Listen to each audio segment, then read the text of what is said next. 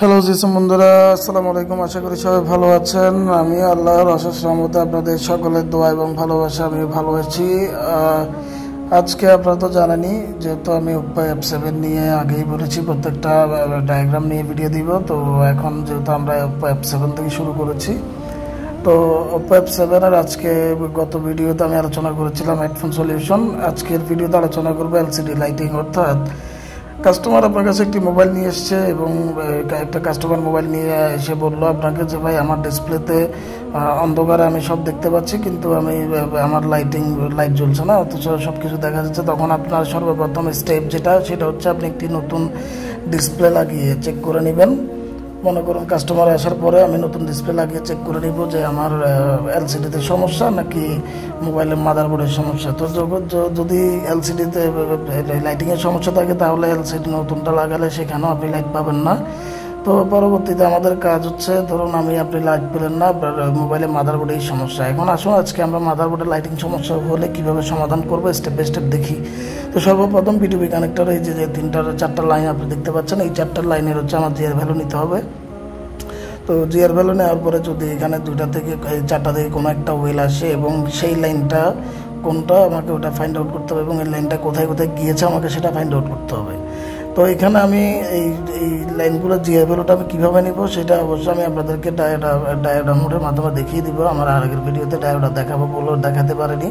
অর্থাৎ এই চারটা লাইনে রিডিং আমরা কত পাবো, জিআর ভ্যালু আমরা কত পাবো। যেমন মাল্টিমিটারে এই চারটার লাইনে একটা নির্দিষ্ট পরিমাণের রেজিস্ট্যান্স আমরা পাবো, এবং এই রেজিস্ট্যান্সটা আমরা কত পাবো। তো এটার জন্য আমরা হচ্ছে ডায়োডার মোডে যাবো। এখানে তো দেখতেই পাচ্ছেন কানেক্টর সানোয়া নিচ্ছি। আর এই সানোয়া মিটারটা আসলে খুবই এক্সপেন্সিভ। এগুলো কিন্তু আমরা বাজারে যেটা পাই 500, 700, 1000 ওগুলো না। এটা কোম্পানির একটা ভালো মানের সানোয়া মিটারের রিডিং ওনারা ব্যবহার করেছে। তো এখন আসুন আমরা এলসিডিতে আসি। তো দেখতে পাচ্ছেন এখন এখানে যে এলসিডি এটা হচ্ছে যে আপনার এলসিডি এটা হচ্ছে যে 22 নাম্বার। তারপরে এলসিডি এই আরেকটা লাইন হচ্ছে 24 নাম্বার।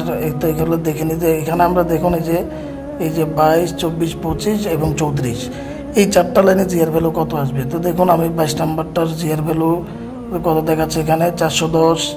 তারপরে আরেকটার জিআর ভ্যালু দেখাচ্ছে হচ্ছে এখানে এই যে 519, এবং 25 নাম্বারটা জিআর ভ্যালু দেখাচ্ছে হচ্ছে 519, 24 নাম্বারটা 519 এবং 22 নাম্বারটা 410 এবং 27 নাম্বারটা কত দেখাচ্ছে একটু দেখি। 27 নাম্বারটা সম্ভবত ওয়েল, এই যে 27 নাম্বারটা কিন্তু ওয়েল দেখাচ্ছে, যেহেতু এটা ভোল্টেজের লাইন, ভোল্টেজ মাইনাস।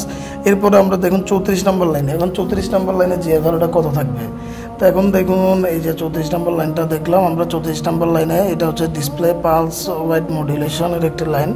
অর্থাৎ ডিসপ্লে কানেক্ট হওয়ার পরে লাইটিং যে এটার একটা পালস রেট থাকে, যে এইটা আমার লাইনটা হচ্ছে যে ডিসপ্লেটা ডিটেক্ট করেছে, ডিসপ্লেটা পেয়েছে, এরকম একটা করে। তো এটারও একটা জিআর ভ্যালু পাবেন। এটার জিআর ভ্যালু সম্ভবত 500+ দেখিয়েছে বা 497 এরকম। তো এখন ধরুন এই লাইনটাতে আমরা জিআর ভ্যালু পেলাম না, তখন এই লাইনটার সাথে সম্পৃক্ত কম্পোনেন্টগুলো আমরা দেখবো। তো এখানে অলরেডি একটা ক্যাপাসিটরের মধ্যে নির্দিষ্ট পরিমাণে ভ্যালু দেওয়া আছে, এবং এই লাইনটা সরাসরি কিন্তু আমাদের এই যে এটা হচ্ছে লাইটিং আইসি, এবং বন্ধুরা লাইটিং আইসির পাশেই, এবং তার আগে পরে নেই এই যে 3টা লাইন, এগুলো হচ্ছে আপনার এই লাইটিং আইসিতেই ঢুকেছে। এবং লাইটিং আইসির পাশে যে কয়েলটা দেখতে পাচ্ছেন এটা হচ্ছে বন্ধুরা বুস্ট কয়েল। আর এই বুস্ট কয়েলের কাজ হচ্ছে ভোল্টেজকে বাড়ানো, অ্যাম্পিয়ারকে কমানো। মাথায় রাখবেন সবসময়, বুস্ট কয়েল সবসময় অ্যাম্পিয়ারকে ভোল্টেজ হ্রাস করে এবং ভোল্টেজকে বৃদ্ধি করে। তো এবং এই লাইনগুলো এখানে যে কয়টা লাইন দেখতে পাচ্ছেন বন্ধুরা, এই প্রত্যেকটা লাইনের সাথেই আছে আপনার এই প্যারালাল এবং সিরিজের কম্পোনেন্ট আছে। তো এইগুলো আগে চেক করবেন। চেক করার পরে যদি ঠিক না থাকে তখন আপনারা দেখবেন যে আইসিতে সমস্যা হতে পারে। তো এখানে দেখুন এই যে লাইটিংয়ের জন্য সিপিইউ থেকে হচ্ছে একটা লাইন গিয়েছে, নীল কালার লাইনটা, এবং এই লাইনটার সাথে কিন্তু প্যারালাল ক্যাপাসিটর আছে এবং সিরিজের রেজিস্টর আছে, এবং এই লাইনটা আবার সরাসরি আইসি থেকে এসছে। এখন ধরুন আমরা মনে করেন যে এখন আমাদের স্টেপটা কি। আমরা ধরেন এই লাইনগুলোতে হচ্ছে যে জিআর ভ্যালু পাইনি, ভোল্টেজের লাইন ঠিক আছে, বুস্ট কয়েল সরাসরি সাপ্লাই দিচ্ছে, বুস্টিং করতেছে, বুস্ট কয়েলের ভোল্টেজ একটা আমি ডায়োডের মধ্যে পাবো, যে এখানে ডায়োড দেখতে পাচ্ছেন, তাও পেলাম। কিন্তু আমার এই যে এলসিডি থেকে যে লাইনগুলো ডিসপ্লে আইসিতে ঢুকেছে ওই লাইনগুলোর সমস্যা, তো ওই লাইনগুলোর জন্য আমরা কী করতে হবে এটা পরবর্তী ভিডিওতে আমরা দেখবো।